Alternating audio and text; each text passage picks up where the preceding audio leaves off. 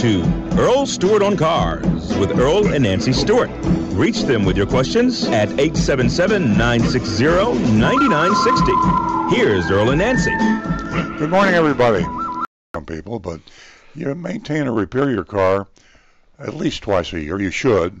It doesn't seem like if you're a low mileage driver, a lot of people don't think about that, but you really should have your oil changed at least twice a year, unless you use a synthetic oil, and you can do it every 10,000 miles. But if you don't have someone look at your car twice a year, you're asking for a problem. Although today's cars are much more reliable. I mean, much more reliable than they were 10, 15 years ago. This is a very unusual show in the sense that we tell it like it is. We don't pull punches. We name names. We name car dealerships, and we have a mystery shopping report. I mention this every week because it's unique. Nobody dares do this. 60 Minutes does it sometimes. I don't mean on car dealerships, but to go into a business and pretend like you're going to buy or lease a car. Undercover agent goes in, and they go through the whole process. Typically comes in with an advertisement online these days. Sometimes we use television advertisements, and we find a really good price on a really good new car, maybe a used car, and we walk in there and we go through the purchasing process just like you would if you were going to buy a car. And it's amazing to me. It's amazing to me what happens to a car shopper today when you go in to buy a car. I can't imagine going through this with any other product. Refrigerators, television sets. It just can't happen. But we accept it, and we have no choice. Very interesting. It's a unique situation with car dealers. Car dealers are ranked dead last in the Gallup annual poll in honesty and ethics in professions. Last year, 2018, was the first, most recent year, and car dealers were dead last. Just above us, eked us out for last place. I say us because, in full transparency, I am a car dealer. Just above us was Congressman. And does that surprise anybody? Just turn on the news, folks. It's a joke. Politics is a joke. Congress is a joke. Senators, representatives. I was going to say, could you imagine if Congress people had franchise laws, but they got stuff just as good? Yeah, franchise laws. That's the reason car dealers are protected. We're a protected species, and we have been for many years. It's one of the best kept secrets. People don't like to talk about it. But to be a car dealer, you have to have a franchise agreement, and that is between you and the manufacturer. And the car dealers have lobbied heavily for close to 100 years, I think. Yeah. I mean, since the franchise system's been around for a long time, and they lobby to protect themselves against the manufacturers, and then they continue to lobby to protect themselves against the consumers. So car dealers can pretty much get away with most anything. That is a very interesting common thread. The car dealers are like incumbents. It's very hard to unseat an incumbent, just like Congress people. Maybe that's why people don't like us. Yeah. And them. Yeah. And they have no choice. So that gets back to this show. We mystery shop car dealers every week. We have a recommended car dealer list and a do not buy from this car dealer list. And then we always disclose that on the recommended list, it's still buyer beware. Because even the good dealers, quote unquote, have some tricks up their sleeves, and they will take advantage of you. Occasionally we get a pure dealer. Very, very rarely. I can't remember the last one. I think it might have been the Bill Wallace dealership in Martin County in Stewart, Florida. The buy here, pay here, the low price, get me finance kind of a lot. Easy pay. Occasionally. And a lot of times the pure honesty comes from one salesman or one dealer perhaps, but usually there's a lot of things to be aware of. So stay tuned for the mystery shopping report. By the way, we shopped another luxury dealer this time. We've been shopping luxury dealers. We kind of skipped over them for a while. We shopped Palm Beach Mercedes. A very interesting report. We were discussing this before we went on the air because there were some surprises in there. I won't talk about it now because I want you to stay tuned. don't get the idea, although I've been doing all the talking, or Stu did. Stu is my son. He just chipped in here with some thoughts about franchise car dealers. But we also have Rick Kearney and Nancy Stewart in the studio. Rick Kearney is a certified diagnostic master technician. He's been in the business a long, long time, over 20 years. He's lived through this renaissance of technology. Is that a good word for it? We've just, the technology has exploded in cars. We went from the old days when you could tinker with a car yourself, pop the hood open, identify most of the components. And if you're really good, you could tune your car up, or, clean your carburetor, and I mean all sorts of cool stuff that a lot of hands-on kind of people did. And then suddenly, it was subtly, it evolved, and suddenly there was this explosion of technology and computers, and no more carburetors, and when you open the hood now, you don't know what you're looking at. It's a huge monolith with modules, and most people can't work or identify their cars. So Rick Kearney's been through that. He's now an auto computer scientist, used to be a mechanic, and now he's a scientist. Isn't that amazing? Rick, I don't know how you did it. All I know is whenever I say, "Where's Rick?" he's at school. He's studying something. He's learning something new. It's been a wild ride. That's all I can say. Yeah. But if you have a question, and you should have more than ever before, give Rick a call. Well, sometimes we get sidelined on the show with devious efforts by car dealers to take advantage of you. But we got to remember, you got a lot of questions about your car. Strange noises. How often should I repair this? How often should I service this? Do I change the fluid? What about should I flush my radiator? Should I flush my transmission? I know you have a lot of questions, and they're not dumb questions, because everybody in the back of their mind has that same question, and Rick will answer it.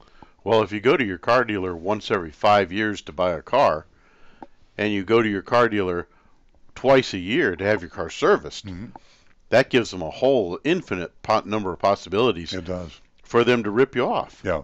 Or for them to be honest with you and by the way, treat you right. I looked up that the other day. 70 are safety related, and it is you're driving a, relatively speaking, unsafe car if it's 6 years old. I'm not trying to sell you a new car.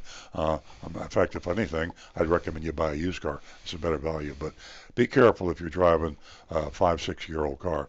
Nancy Stewart is my co-host. She's also my wife, and Nancy is a female advocate. She is really in there with a hashtag #MeToo, kind of a don't take advantage of women thing, and she speaks out on this show, and she has developed a following, and we have a lot of folks out there, female folks, that call in thanks to Nancy. Nancy actually offers a reward for female callers that I'll let her tell you about right now. Good morning, ladies and gentlemen, and welcome. Thank you for tuning in to Earl Stewart on Cars. We offer the lady callers, first 2 new lady callers, $50.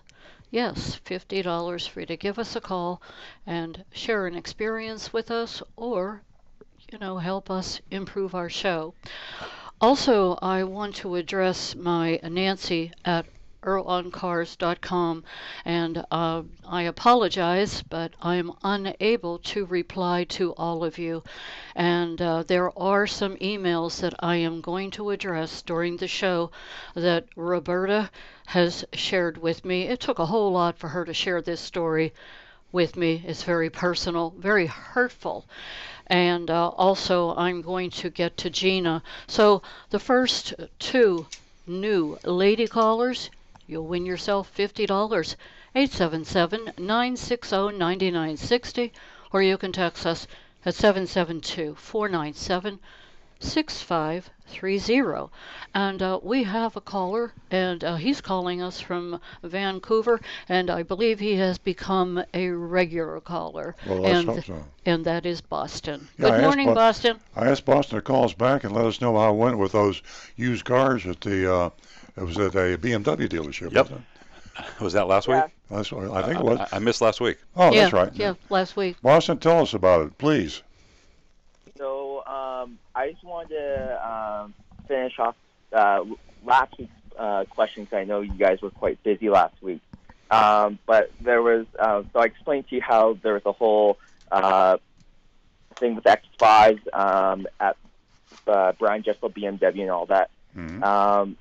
Now, being that this is a unique situation where this is one dealer that basically has all the X5, and the rest of the dealers in the area, there's about 5 BMW dealerships within 100 kilometers.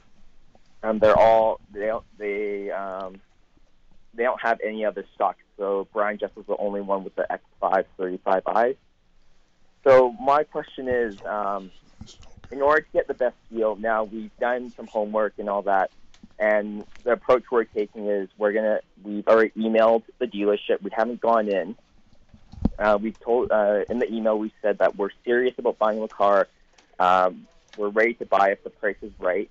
And my question is, how can we get the best price? We've talked to the sales manager directly, and we're not sure what's better, cash or financing. We're going to be keeping the car for a long time. And have you made a? Did you? I think you told me you don't have TrueCar available to you in Costco. No. Yeah, now I can't hear anything. I've got. I think he cut out just for a second. Oh, okay. Yeah. Boston. Is that better? He's cutting out on my. If anybody can hear Boston, relay the information because I can't hear anything now. First I could hear out of my right ear only, and now I can't hear anything. Can you hear me now? Yeah, you're coming in and coming out. Yeah, it might be your phone, Boston. Could it possibly be that if you moved around? No, I'm sitting down right now. Okay, I hear you. I hear you clearly now in my right ear. So let's proceed if we can. Okay. Is that better?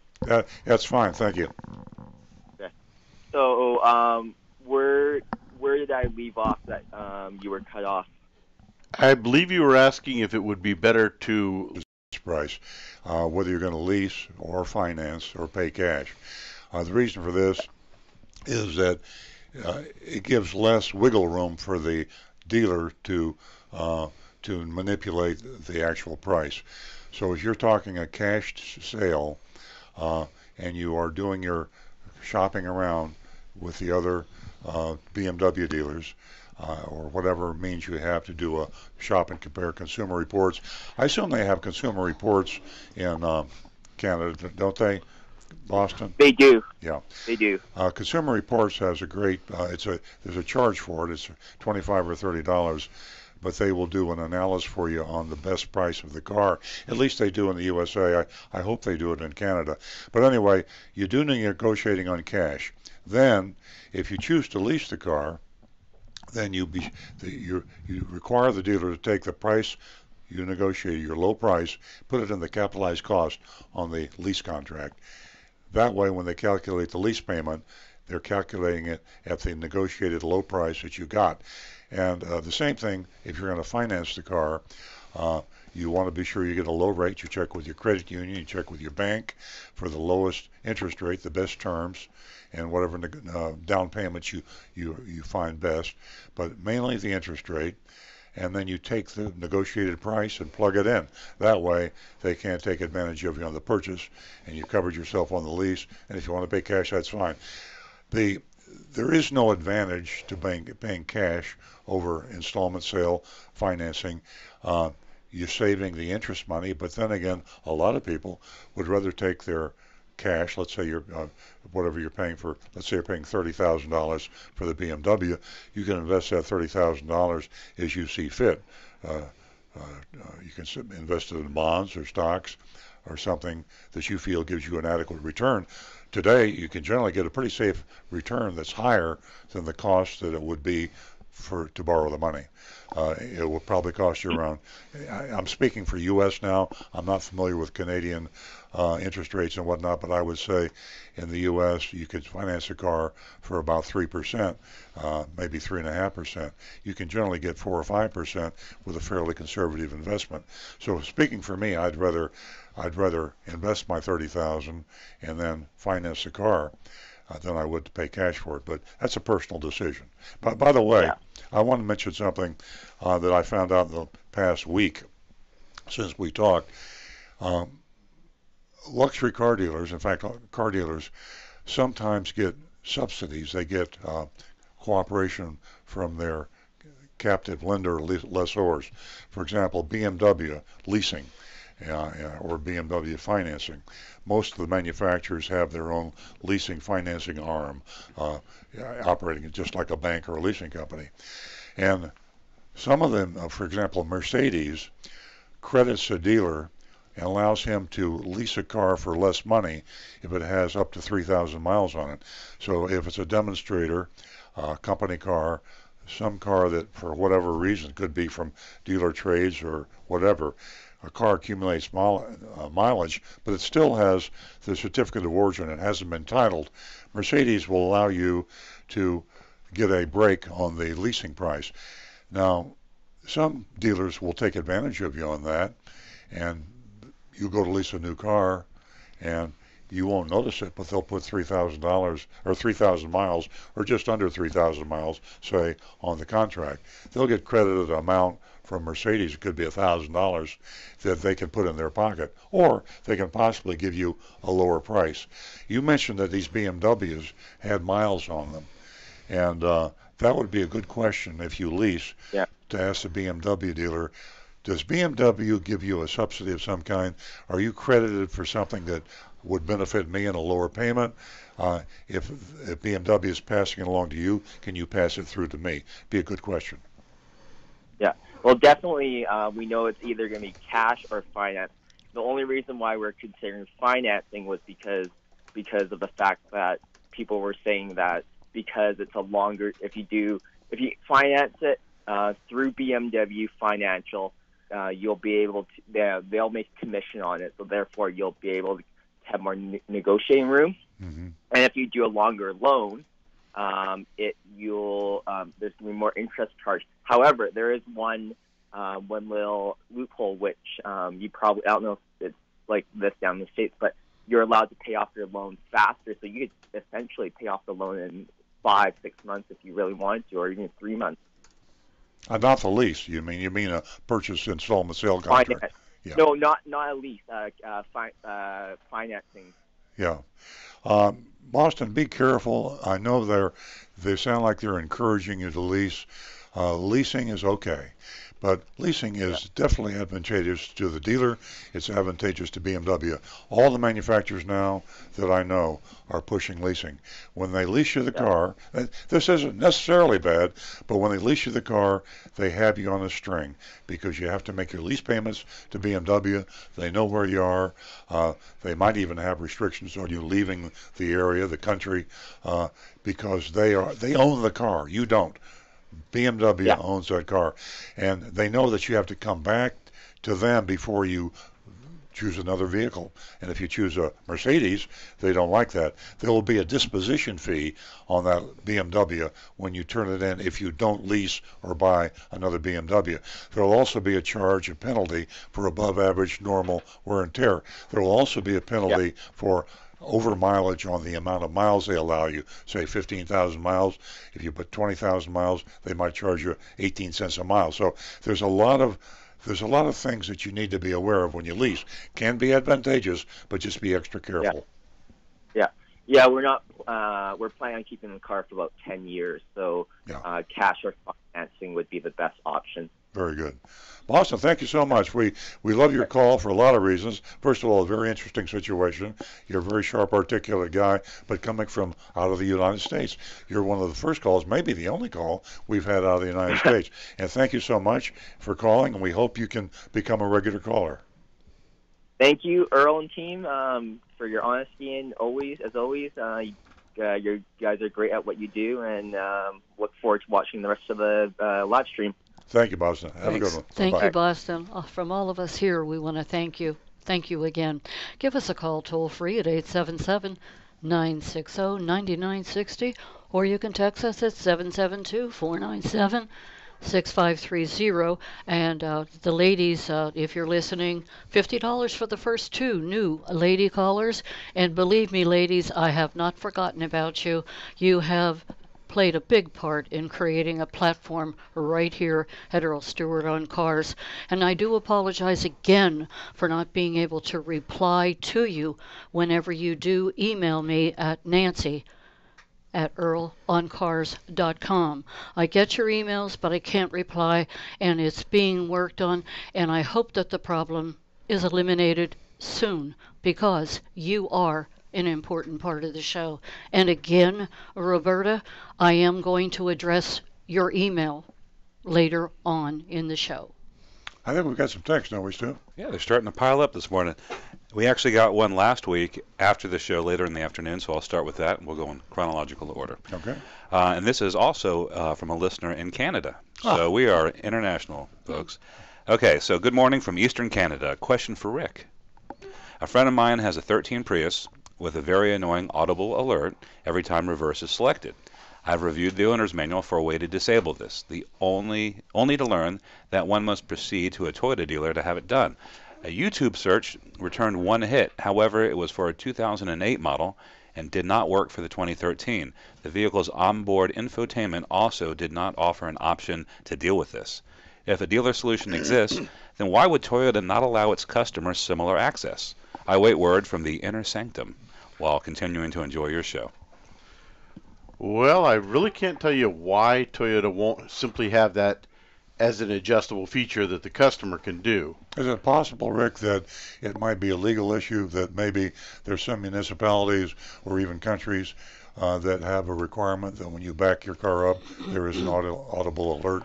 That is possible. Yeah. That certainly is a possibility. And in the U.S., we don't know about it. Right. Their legal department may have plenty of reasons why they restrict that access to that feature only to technicians. However, as a technician, I can take my scan tool, plug it into your car, and I can switch that beeping from a continuous beep to where it will simply be a single beep when you put the car in reverse. Can you make like a much less like a ringtone chime, like a pop song or anything like that? No. Darn. I wish I could. But so how would apparently the technicians in Canada that he's talked to haven't learned this. Can you say in simple lay terms, without getting too technical, how you do that? For the techs in Canada, it's a simple thing of plug the scan tool in and go into a section called customizable features. Customizable features. Yep. And then in reverse, it'll show where you can switch it from continuous beep to a single beep. Okay. Well, there you are.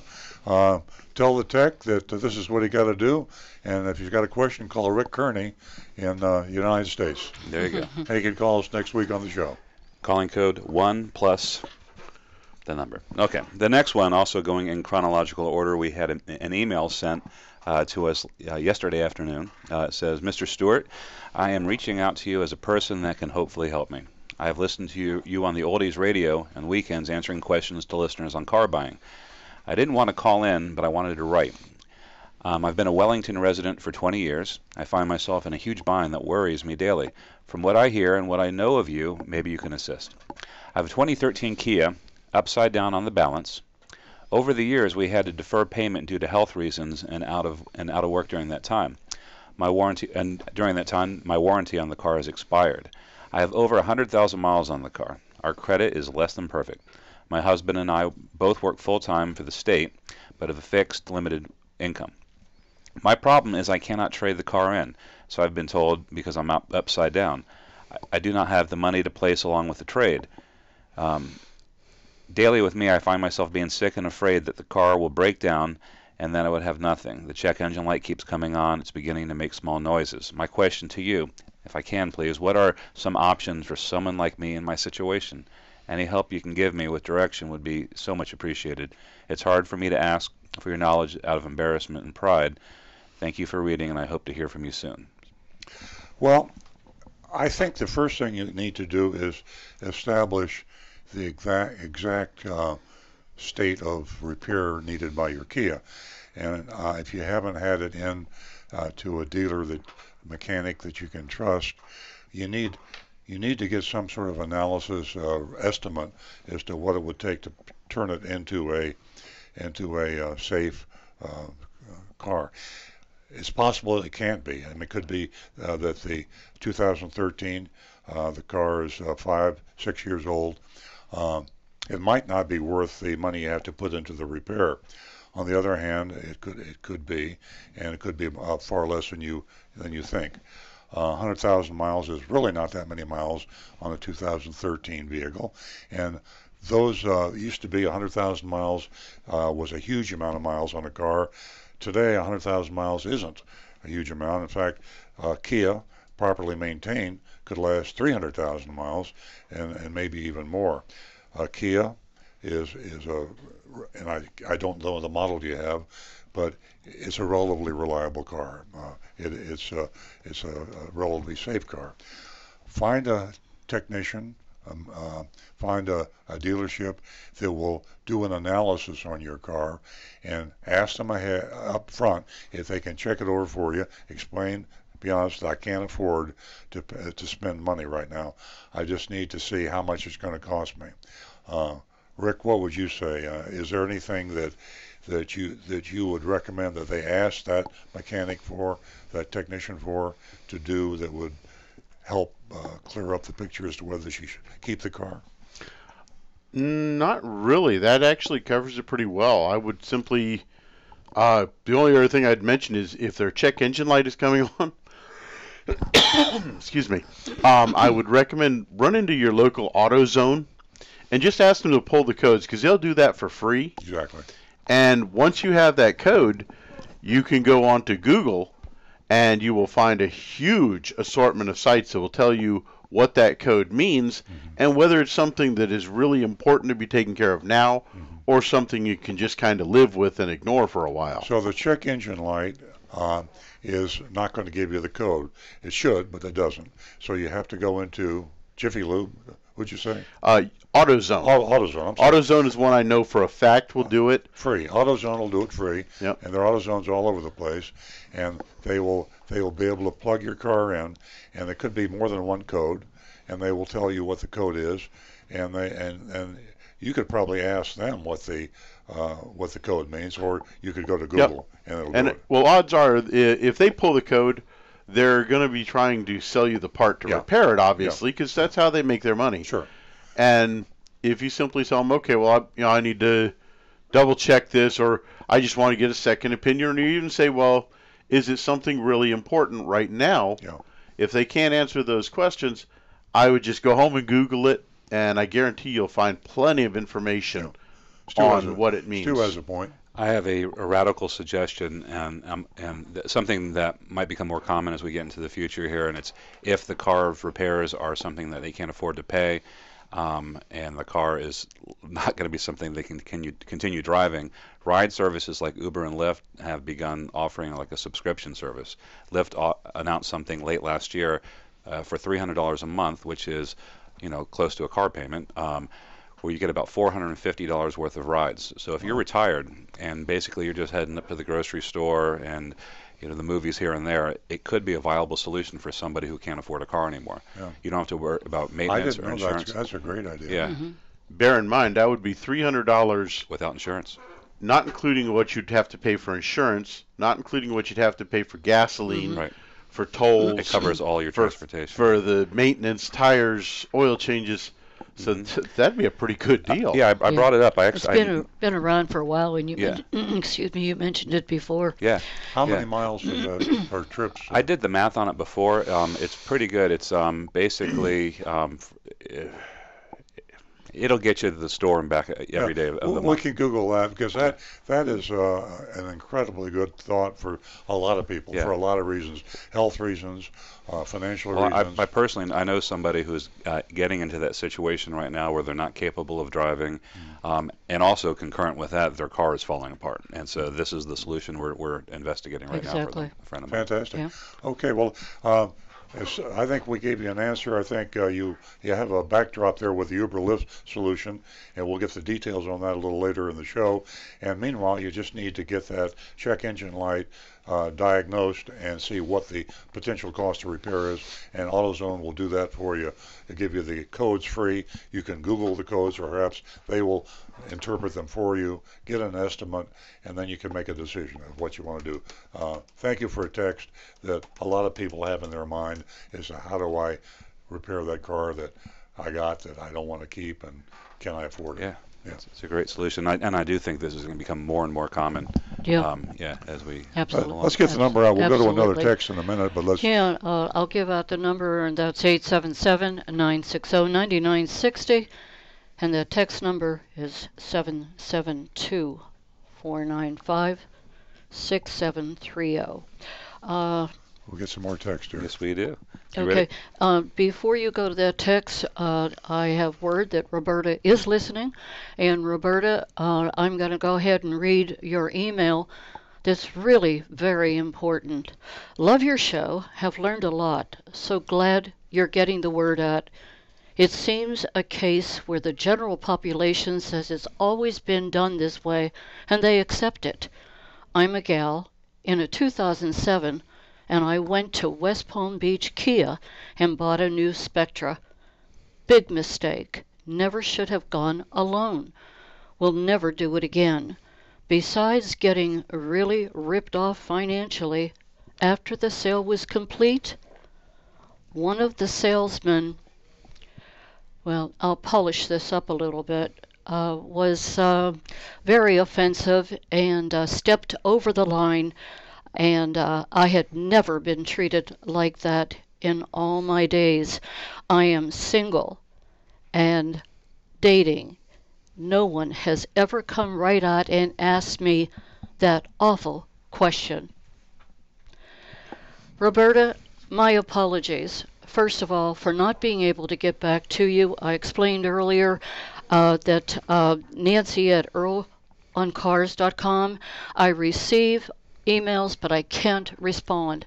So if you would be kind enough to call me at 561-386-6498.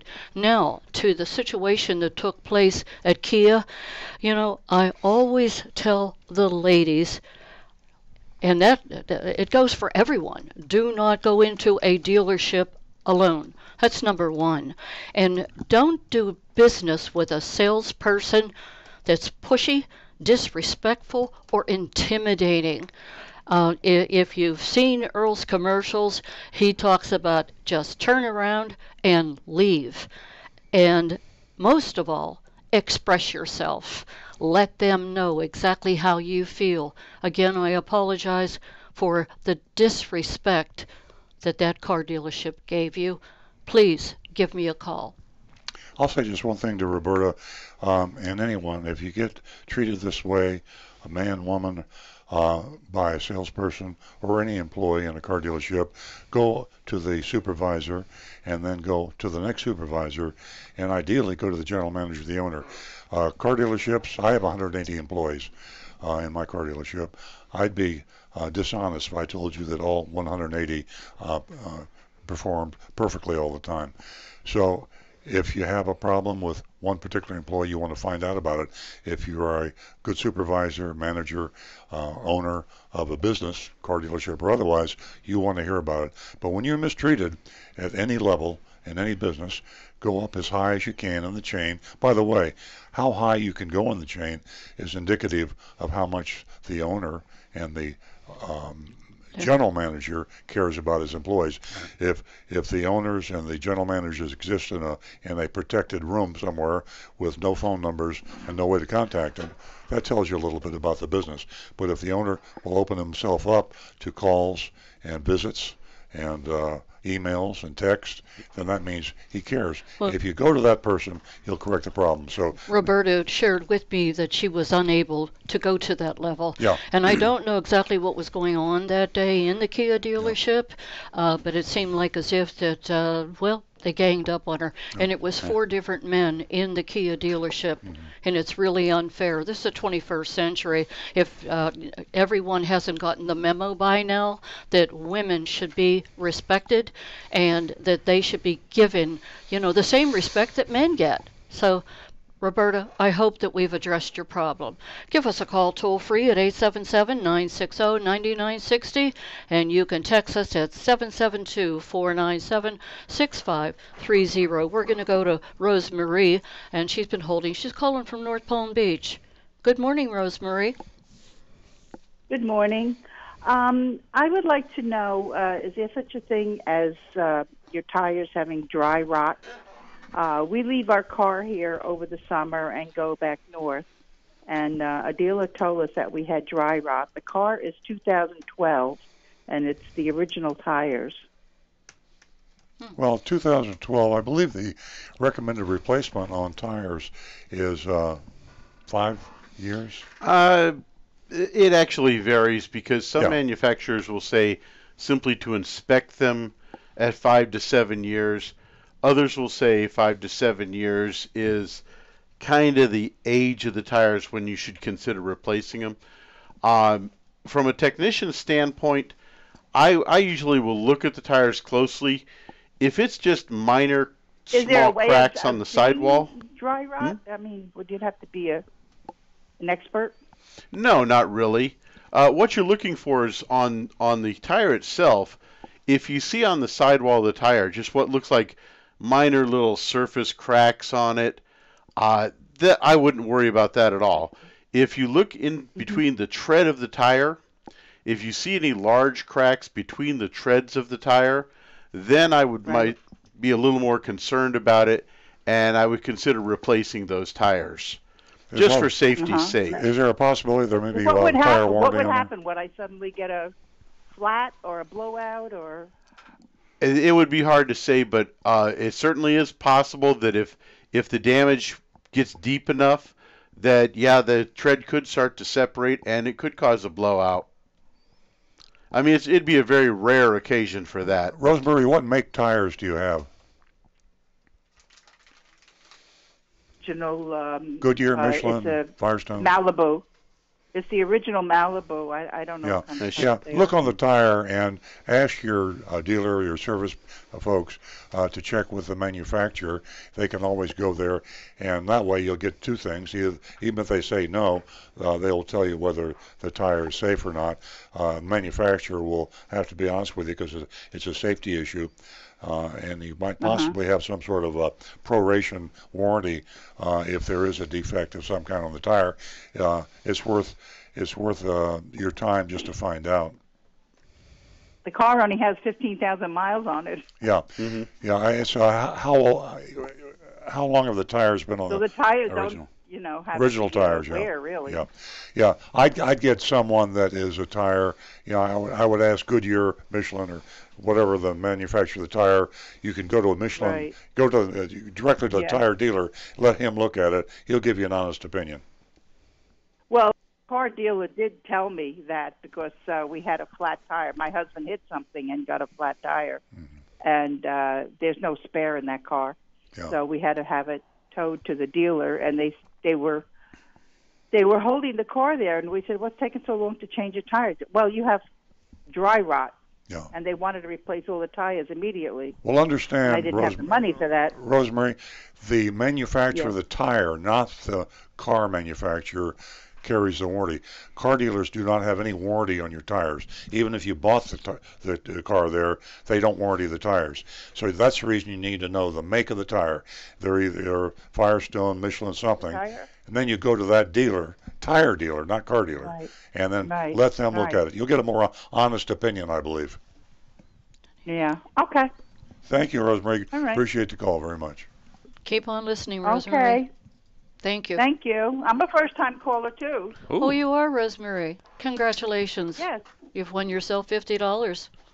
Stay on the line and you. give us your information. I'll get that check out to you. Okay. Thank you. Thank you for being part of the show.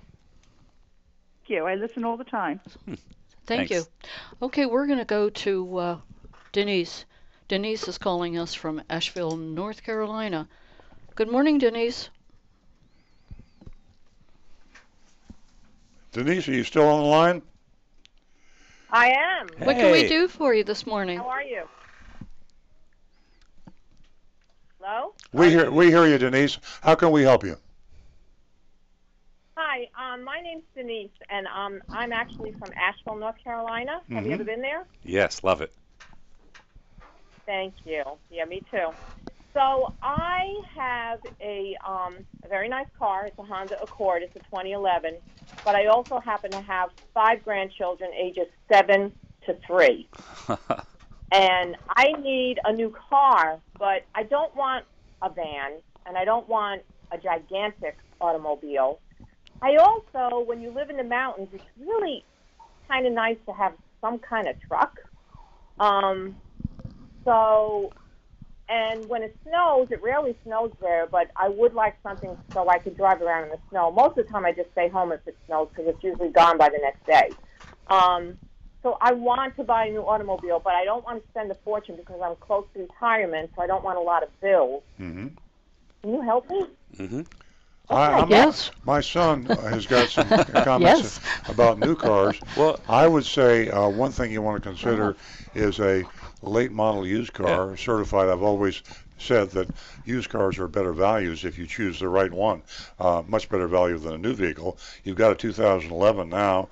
You could go up into a 2015 or 16 and have a manufacturer certified used vehicle. And I think there's so many SUVs on the road now for the very reason you described, Stu. Well, I was just going to parrot everything that I learned from my dad. I was going to say, start with Consumer Reports and make sure you're finding a highly rated mid-size SUV. I think that would keep you out of a van, give you the room, and you can find all-wheel drive SUVs. So start with Consumer Reports. I think Honda's pretty highly rated. The MDX is their mid-size SUV, and there's other ones like that. Yeah, and find a certified one that's a few years old. You'll save a lot of money, and you'll know you're going to get a good, reliable car. All right, I think, and I have my Consumer Reports right by my where I sit on the couch. Great. That's so helpful. Yeah, they rate the used cars too, don't they? They'll say the best They do. used Oh, cars. yeah, they do. rate used cars. And Yeah. now also, when you decide you want to buy, autotrader.com is a great source of where and how many and what the price is. So once you choose the vehicles you want in Consumer Reports, used vehicle, they have a great information on late model used vehicles. Then you go to AutoTrader and you take the models that you want to find, and you can find all the dealerships around Asheville. You can put in the zip code, and you can find dealers, say, within a 10, 20, 30-mile radius of where you live, and they will list. You can sort by price or whatever factor you want to sort by. You can go from the lowest priced to the highest price. You get a Carfax report available to you on AutoTrader. That way you be sure you're not buying something with a Takata airbag recall. And if you do all that, starting with Consumer Reports, then go into AutoTrader, I would end up maybe even buying the car through the through the Consumer Report car buying program. You can buy a used car or a new car. You can also use TrueCar.com. And if there's if there are Costco stores in Asheville, North Carolina, then you can also use that program. But AutoTrader, remember these: AutoTrader, TrueCar, Consumer Reports. Those are your sources of information. So I hope we helped you out, Denise. But that Consumer Report, congratulations for having that right by your side. And also, Yeah, I have it with me. I love that book. yeah. Do you think it's foolish to get the one, I don't have 5 children with me all the time, but the 3 rows, do you think I really need that, or? Yeah, my personal thought, it's a personal choice. I'm not a fan for the third row. You know better than I because you know your driving habits. You got a bunch of kids. Yeah. Stu has a comment. How many? There's four grandkids. 5. 5. You might need the third row. Yeah. Because a lot of the SUVs and the vans too, the backs, they might have captain chairs in the back seat where you can only fit 2 kids in the back. So depending if one of them's big enough, you can squeeze 1 in the front, 2 in the back, and then you're kind of out of it. So the third row is kind of crucial. I know because I've spent the last 16 years trying to cram kids into SUVs and minivans, so I'm kind of an expert in the matter. Squeezing them in there like little sausages. Yeah, you have to have the third row, Yeah. and you got to have hopefully bench seats in the mid row. So. Yeah, and Denise, research the car. Whether you want a truck, whether you want an SUV, whether you want a car, research all of that. And as Earl shared with you earlier about Costco, AutoTrader, TrueCar. These are amazing places to start the process. But most of all, I love going to the internet and getting the pricing because they don't know who you are. They do not know who Uh-huh. you are, so you don't have to fear being taken advantage of. I hope we helped you. And I love Asheville. Hey, Denise, how do the grandkids get along? Because close proximity sometimes will play a factor in what vehicle you select. That's where those inside DVD Yeah. players are awesome. Right. He keeps touching me. He keeps touching me. I know. And you know what? I just realized that my youngest one just got married, so I'll probably have more grandchildren. So I need to plan ahead. You might So need this one is of the those first big time I've ever a bus. you, and you've been very helpful. Thank Yes, you. putting Yeah, a plan I'm into thinking place. Bluebird bus at this point. There you go, yeah. Denise, I do need a. it was a pleasure talking to you. I hope to get to North Carolina. Earl and I had a great time in Asheville many, many years ago. We were young, and we had a ball. You live in a beautiful it's a part of the great- country. I love it there. Thank you. Except you Thank can't you buy very liquor. Yeah. Oh, yeah, that's right. Can't buy liquor. I have a funny story to share with you, Denise, before you go. I hid Earl's liquor. He couldn't find it, and he couldn't purchase it in Asheville. Well, I'll tell you the rest of the story in another show. Thanks, Denise. That Okay. was back in 1936, though. I think. Give us a call toll free at 877-960-9960. Or you can text us at 772-497-6530. And I think that Stu has a Oh, yeah. few Oh, yeah. more texts. As a We're gonna matter of take- fact, a long list of texts. Yeah, we got to knock these down. But we did get a caller who hung up who had a question about the Lyft subscription service, and I looked it up. It's $299 a month, and it gives you 30 rides up to $15 each. If you go over, you pay the difference. So that would be amount to, if you driving around locally, you got one ride a day every day of the month for $299. Now, I know you don't know the answer to this, but I wonder what $15 ride, what the distance would be. I know that in Uber, it's going to depend on the time of day and all that. Just to give you an idea, recently did an Uber from downtown West Palm Beach to Jupiter, and it was around 9 o'clock at night. It was about $30. Oh. So that's kind of a long ride. If I went down the street to my grocery store, I'm sure it'd be a You fraction. could probably Google average cost of ride by Uber, but that's great information, and I think this is going to be an important solution to a lot of people, particularly older people, people with medical problems. Fantastic. Okay, we got some text here. Yep. Given your past history with Ed Morse and Seaview Radio, as you discussed last week, do you plan on doing another mystery shop on an Ed Morse dealership? And that's from Randy in Tequesta. Well, I think we're long overdue, Randy, and I think that we probably should. Ed Morse has got several dealerships. He's a major factor in the market, and we need to check with him. We've got Ed Morse Honda, we've got Ed Morse Toyota, Ed Morse Cadillac that I can think of immediately. Are there other Ed Morse stores in this area? I know he has some in the Tampa area. Yeah, there's plenty to choose from, and we have a brand new mystery shopping agent who is unknown to any Ed Morse dealer. So we guarantee some Ed Morse mystery shops coming up. Okay, we'll do that thing. Randy, thanks for the suggestion. We'll put that on our schedule. Okay. We have one from Bob and Stewart. It says, "Good morning. My question is, does your dealership service department follow the manufacturer's maintenance schedule, or does your dealership have its own maintenance schedule?" Our dealership has recommended maintenance schedule. Of course, we follow the manufacturers, and our policy is to be fully disclosed anytime we recommend something that is not on the manufacturer's recommended list. When I advise listeners to have only the manufacturer's recommended maintenance done, that is with a slight reservation, because there are sections of the country, there are climatic conditions, there are road conditions, temperature conditions that can be extreme. It's a big world we live in. When you build Hondas or you build Toyotas, you got them in the Sahara Desert and you got them in the Antarctica. So you can't just say the manufacturer suggested maintenance is going to suffice all the time, but it will 99% of the time. Rick, you have a point? Yeah, that's especially true when you're comparing someone that lives in downtown West Palm Beach versus someone that lives out in the Loxahatchee Groves area on a dirt road. Their air filters are going to have vastly different rates that they need to be replaced. Same Good with point. the cabin filter. Good point. I have a question because I don't know the answer to this. I believe that Toyota recommends a cabin filter replacement at 30,000 miles. In most cases, yes.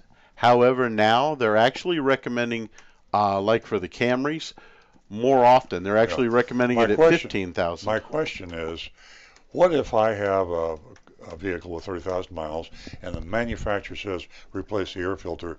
Shouldn't I ask to see the air filter? Sure. And if the air filter is crispy clean, should I just say don't replace it? You have that option. That's absolutely you're right. Okay. So there you have it. The answer, Bob, is that as a rule of thumb, just adhere to the manufacturer maintenance. But if you live in some sort of an extreme condition, as Rick said, really dirty road, dusty road, you should listen to a recommendation. Makes sense. I would say this, though. Stay away. Remember the word flush. Stay away from flushes. Yep. Flushes are very expensive, and they're really unnecessary. Transmission or radiator, not needed, right? The only one thing I will say on that, if you ask to see your cabin filter and it's been 30,000 miles, take a quick look at it first, because it may be dirty enough that it may make you a little concerned and a little queasy seeing just how much dirt did not get blown into your face and was collected by that filter. I have seen some of them that are just packed with dirt. It's horrible looking. But that's all the stuff that it prevented from being blown into your face from your air conditioning. But if you've got a low mileage car that lives in a pristinely clean area, it's entirely possible. 30,000 miles is too soon. Yeah. What else we got? All right, we have this is from Robert and Stewart. He's got some advice for Boston, who called from Canada. He says, for Boston buying the BMW, we have a BMW X5. They are #1 on depreciation and #1 on maintenance cost. The older the car gets, the worse. So caution. BMW X5. Is that right? Wow. Yeah, and I can add into that is it's one of the most prevalent Takata affected cars. As far as BMW goes, that's usually one of the go-to ones when we're searching for a Takata car is a BMW X5. And I don't want to give anything away, so I won't talk about the mystery shopping report, but I will say that we've learned recently there are some cars out there with defective airbags where the replacement inflators are not available until the year 2020, and in fact in the middle of 2020. So you basically got yourself some vehicles out there, and BMW is one of them, where the Takata airbags cannot be fixed for close to a year and a half.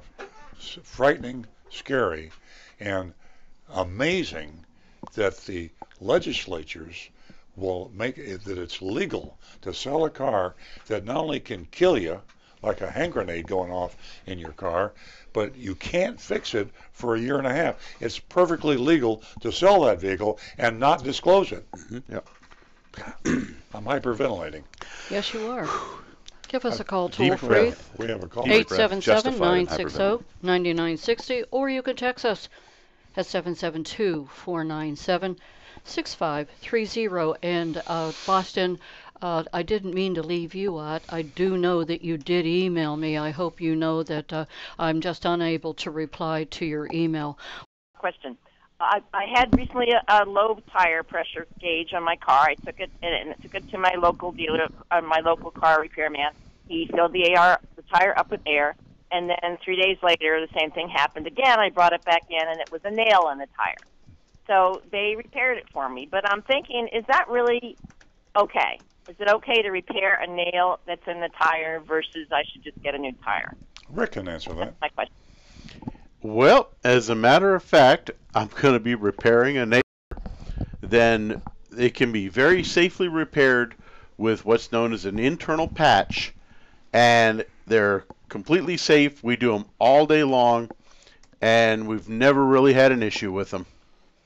Okay, well, that's good. I assume, I really trust my mechanic, and I figured it was okay, but then I thought about it, and I thought, but it's nice to be down in the warm weather, yes. Yeah, absolutely. Jeannie, thank you so much for giving us a call, and thank your dad for listening, and we'll get that and 50 out to you. Thank you. I feel much more secure now about that tire. Oh, thank you. Thank you for listening. All right. Have a great Bye-bye day. now. We're going to go to Donna, who's calling from Palm City.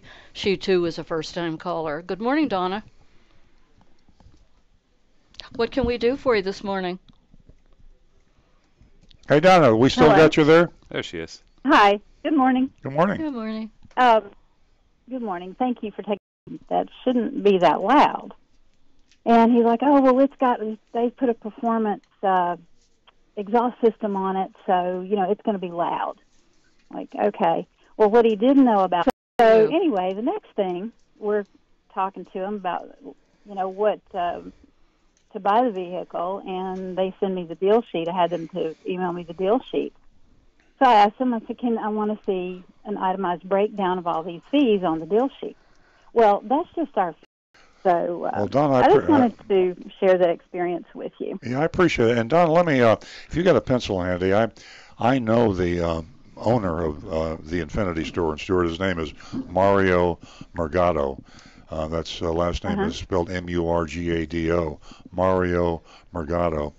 And we were talking earlier about sometimes the person in charge doesn't know what's. I have his email address here. You could email him, and I believe he'll respond. He's very responsive to customers. Okay.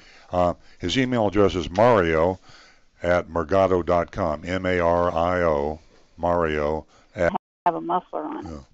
Mario needs to know about that. And ridiculous. If you don't get if you get an answer or don't get an answer, call us next week, and I'll give you a cell phone number. But I think we'll start with his email address, and then I'll give you a cell phone number.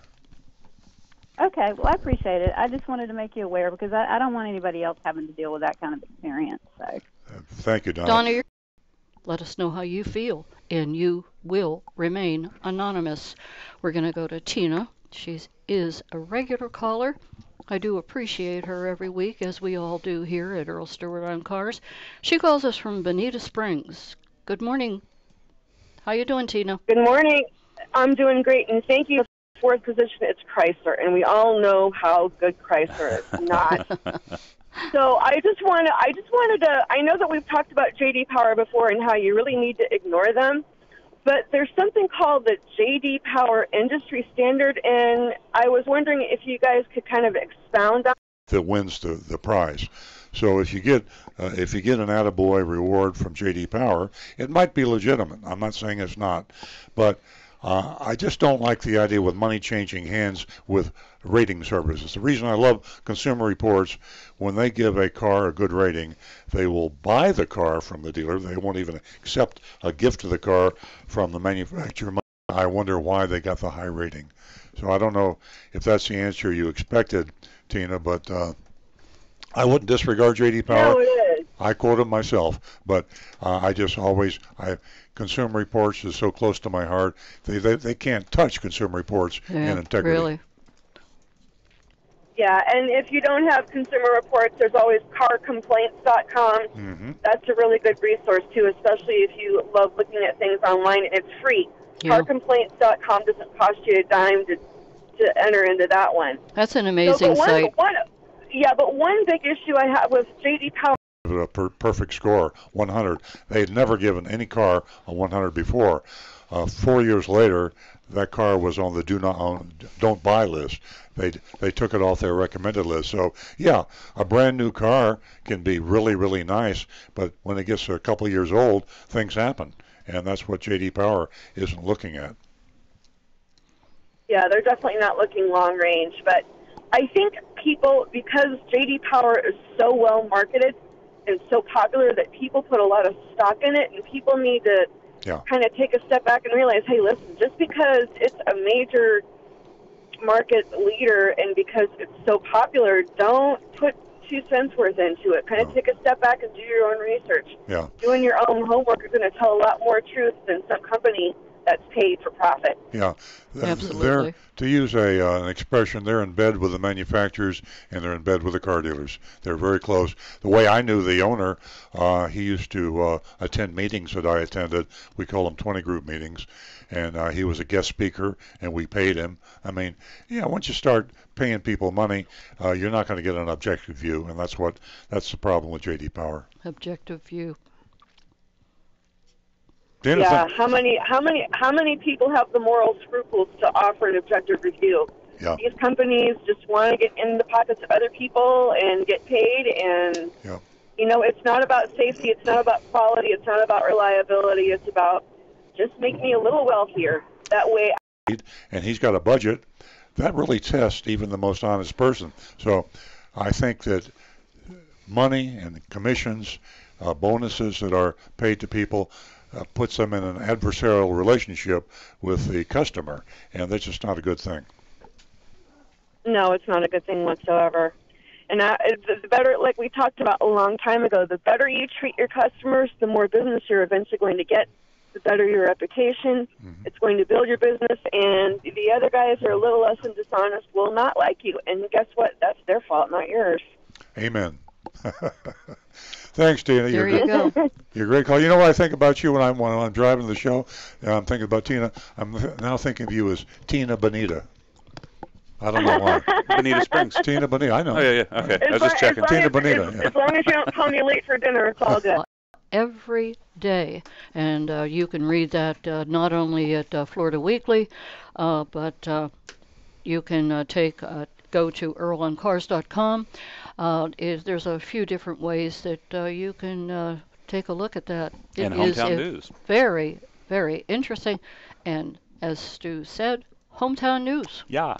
Okie dokie. That's more text. Yeah, we got a few to get to. We have one here from.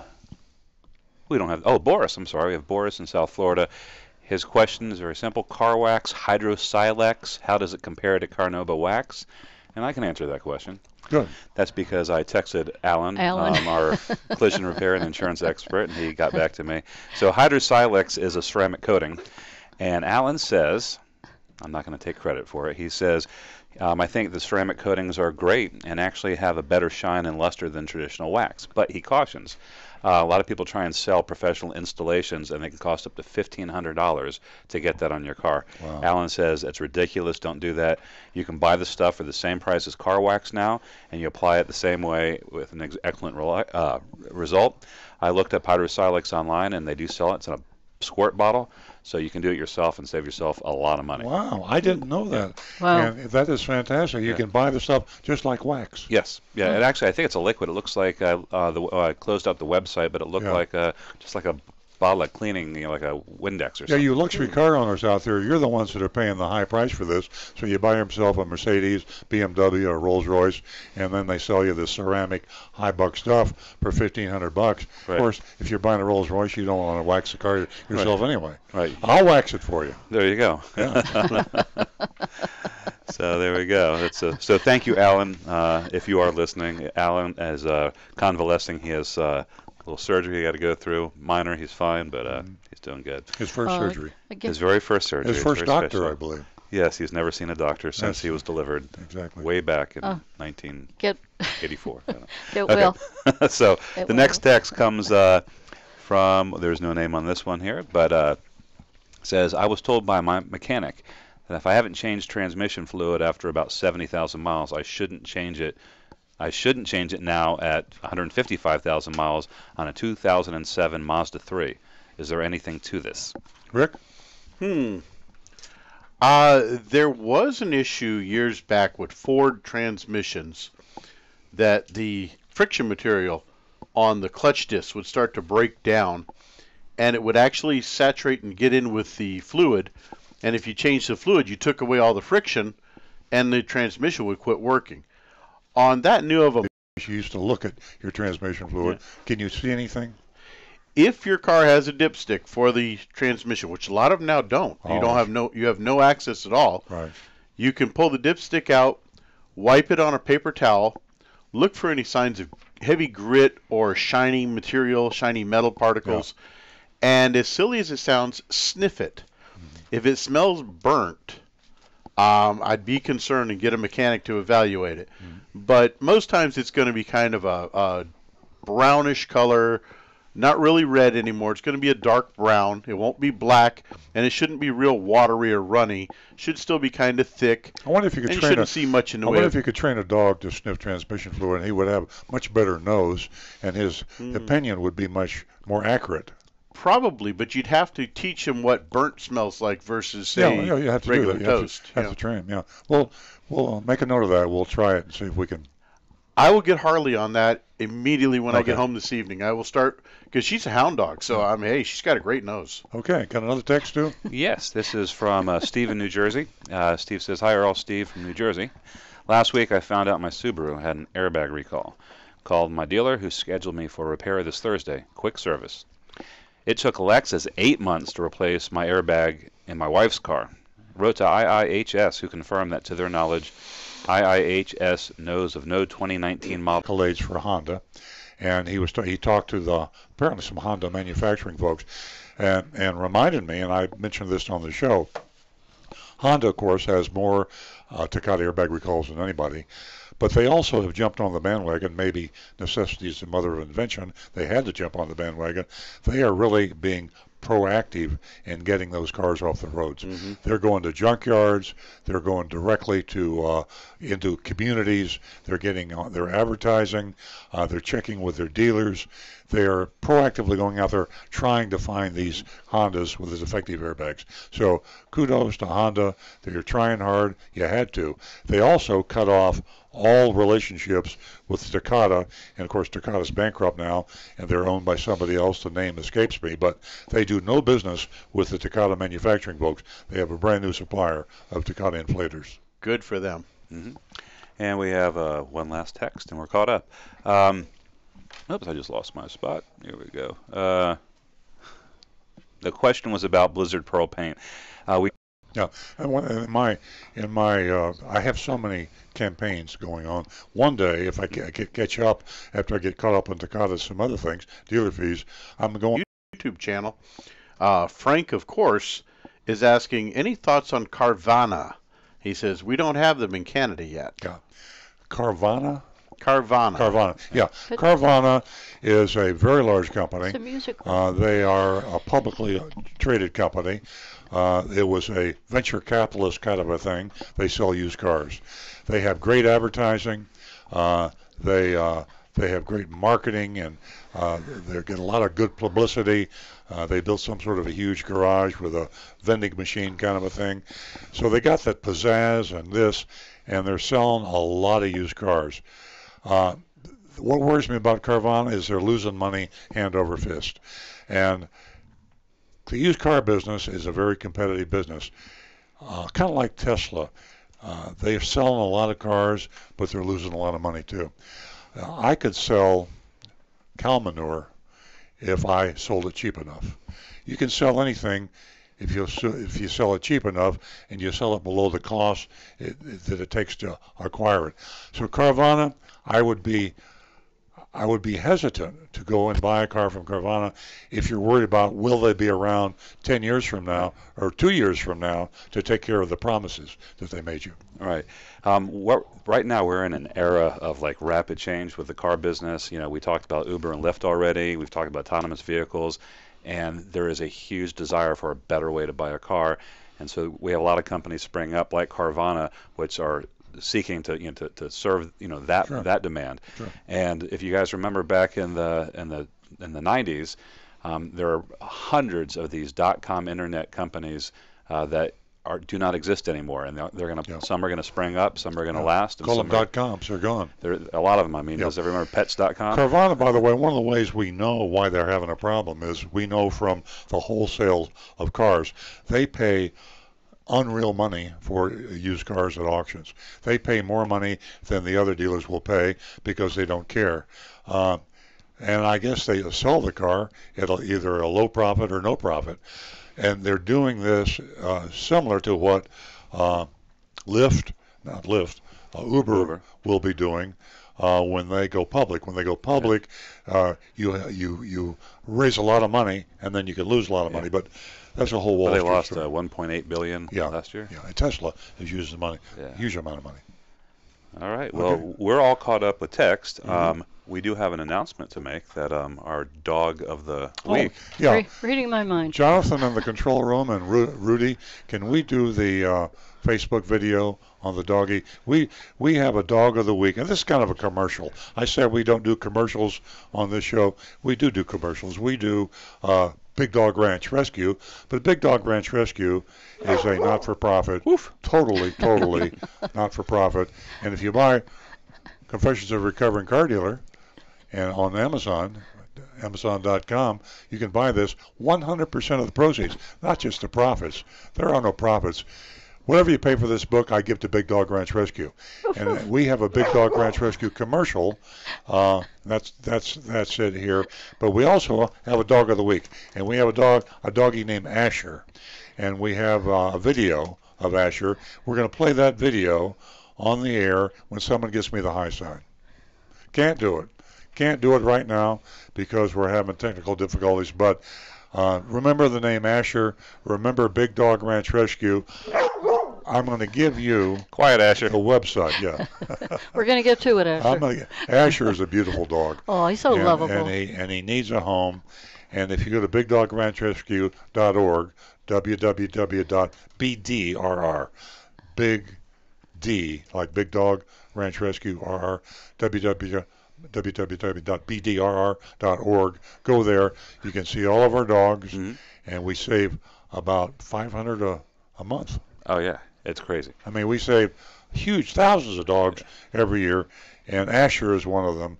And please think about Asher if you call the ranch. Yeah. And this is not a commercial for Earl's dealership, but we have a great video on our Facebook page. If you go to just look up Earl Stewart Toyota on Facebook, and you can see Asher in action, cuddling Nancy, getting his belly rubbed. Getting his belly rubbed. He loves getting his belly rubbed. Trying to steal our popcorn. I'm telling you, he really liked that popcorn. Hey, real quick, I'm going to get to Gina's email that she sent me, and it is about something that's near and dear to your heart, and that's nitrogen. Yeah. Nitrogen. Here's Asher. No, that's a spider. Oh. Asher does not look like a spider. There we go. Let me hold this up for the camera. Oh, you just. I'll get right back to you, Gina. Is that up where the camera's seeing it? I think so. It's a cute puppy. That is Asher. We had to bring up the webcam photo but that is Asher, folks. Asher's a dog. And I emailed Gina and told her it was worthless, and that, as you always say, Earl, 78% of the air is nitrogen. And they also told her that it was going to improve her fuel mileage, and she wants you to respond to that. Positively not. Consumer Reports, I know I sound like a broken record, did a massive study on nitrogen tires. They tested every tire sold in the United States for 1 year. And after 1 year of exhaustive study, they found out that nitrogen in your tires does nothing for you. It doesn't improve the wear. It doesn't improve the fuel. It's worthless. If it's free, there's nothing wrong with putting nitrogen in your tire because, as Nancy said, the air that you put in your tire now is already wears out the outside. He turns them inside out and rides on the inside. Must be, because that'd be a pretty good mattress to me. You know, as a last plea by the salesman, he said that Palm Beach County Sheriff's Department, public vehicles, they all have a nitrogen put in their tires. So, Gina, the answer is no, no, no. And I'm glad you got out of there without signing on the dotted line. Give us a call toll free at 877-960-9960, or you can text us at 772-497-6530. We do have the mystery shopping report coming up, so don't go anywhere. And we really appreciate you voting on the mystery shopping report. We look forward to it. We're going to go to John, and he is a regular caller from Palm City. Good. That is a total failure. Of the $3 billion that was spent by the government on it, in absence of the program, the estimated consumer spending would have been $4 billion higher than the actual spending that went on. New car buyers paid as much as 20 to 23% more on new car purchases. Also, some defective things on it. The dealer could keep $50 of the salvage price that they get for the car, with exception of one state, it was Oregon, that required that the dealer paid you exactly what the salvage yard paid him for it. And Earl will probably tell you that was a big discrepancy because the different salvage yards would charge all different prices for the car. Also, that the dealer was required to put some kind of liquid in the engine and destroy the car completely mechanically. And I'm sure Earl could briefly tell you what he went through. But the main thing is, and then also many of the cars were not salvaged. My friend was a car dealer. He passed away now in the state of Maine, and he had a very good reputation. He was offered some fine used cars that should have been destroyed and weren't, but he didn't touch one of them because he figured with the serial number of the automobile, it could be in the government computer, and he didn't want any part to take a car like that. But some fine automobiles was saved, which shouldn't have been. They should have been destroyed.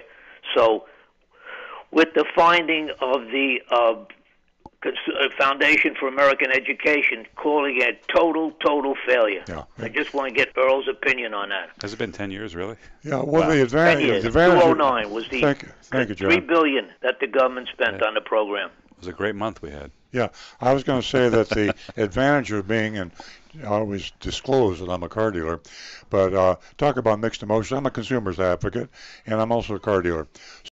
And we made more money than we ever made. Sold more and it new was cars. the expense of the U.S. taxpayer. I feel guilty that I admit that. But we found out also, as John alluded to there, that what the dealers were doing, they were taking these clunkers in, and they were giving the $50 or $75 to the owners, and they were turning around and selling them to other people for a lot of money. We auctioned them off to the different people that bought these cars. We would get a clunker that the other dealers were allowing $75 for, and we would get $750 for it, or $500 or $400. And pass that along to the customer. And pass along to the customer. So even though we didn't cheat the customer, we still made too much money at the expense of the U.S. taxpayer. So cash for clunkers will go down in history as one of the biggest boondoggles that ever happened. Didn't stimulate the comedy. The only thing that stimulated were car dealers and made them a ton of money. We feel guilty about that. I do. Wasted money. Yeah. John, thank you very much. And Earl is the proof of the pudding. John, we'll talk to you next week. Have a great weekend. Ladies and gentlemen, I do have to tell you that in order for us to get to the mystery shopping report, we did take our last call, and your calls are very important to us. So we'll be back next week at the same time, and either that or you can text Stu, and if we get a chance from after the mystery shopping report, he might be able to get to them. Yeah, and we have a text. We'll do our last text. We got one from, we are all over the country and all over North America this morning. We have a text from Don from New York, and he says, my question is, I've been looking for used trucks, and last Saturday I looked at one at a local dealer. I didn't talk to them, but looked the truck over. Last night I was on the dealer website and noticed that the price had jumped almost $1,500. Is this a normal practice, or should I steer clear? Well, that'd be a red flag, Don. That's unusual. The prices usually don't jump up on the website. They usually go down. Yeah, unless somebody made a mistake. All right, here's my conspiracy theory. Yeah. They have security cameras on the lot. They saw you looking at this truck, looking very interested, salivating over the truck, and they story out from Cash for Clunkers. I recall, didn't we have at least one car that when we were doing that silica gel stuff that you had to put in the engine to lock up the engine, then you had to run it till it quit? Right. We had one that the engine exploded. Yes. And the car caught fire. Right. And how didn't it take a couple other cars? We had so many trade-ins from the Cash for Clunkers thing that we ran out of room at the dealership. We had to rent space down the road in Riviera Beach, and we had a lot set up. And Ted Kabush, our wholesale guy, he was kind of overseeing everything, and he poured it in there down at the lot, and it caught on fire, and I think it caught another car on fire. The fire department had to come. We got a great video of it. And we put that up on YouTube, and it drew a lot of comments. A lot of people that felt very strongly, like you did, about the program, and people are saying you deserved it. I hope it catches the whole dealership on fire. Wow! Yeah, Stu's brother, my youngest son, got hate mail because we did a video of Josh running the gel on the engine. It was the last one we had. Yeah, the last one we had until it seized the engine and blew the engine up, and. We had people out there because it was such a nice-looking vehicle. Was it a truck? Yeah, it was a 1996 Dodge Dakota. Through the years, been quite a journey. Yeah. Okay, mystery shopping. Make waves. Mystery shopping report of Mercedes-Benz of Palm Beach. We haven't shopped them ever? Ever. At the request of our listeners, we've made the effort in recent months to mystery shop luxury brand car dealers. We've investigated Jaguar, Acura, Mercedes, and found out these guys often behave as badly as regular car dealers. You know, I had a misconception about luxury car dealers, and the mystery shopping report changed my understanding because they do take advantage of people.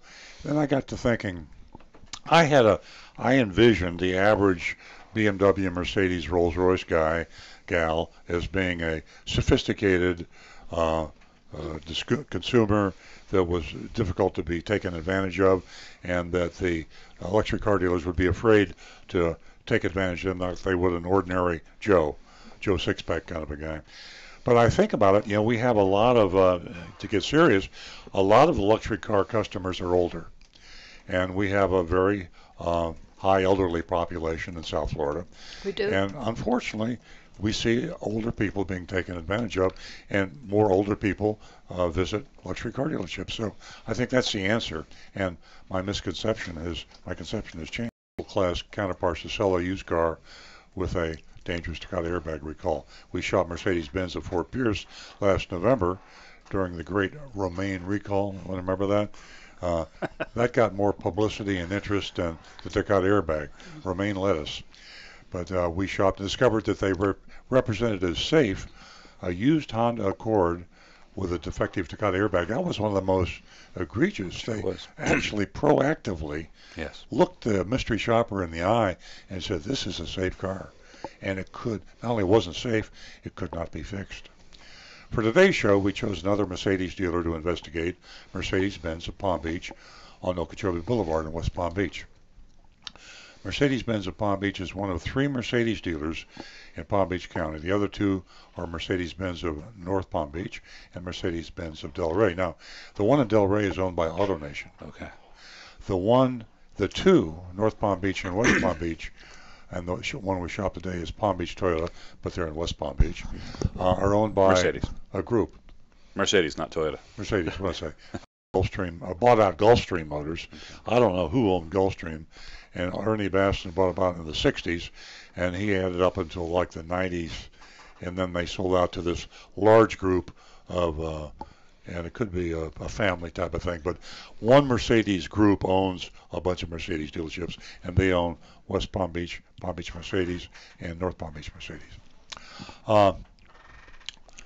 Of the 83 used cars offered for sale, this is really interesting. Of the 83 used cars offered for sale on Palm Beach Mercedes website, 77 were Mercedes vehicles. Highly unusual. Only 6 were off-brand.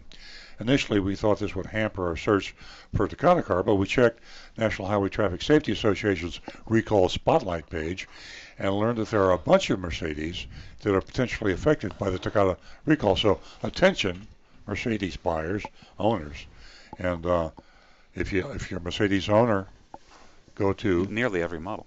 Yeah, most every model has you have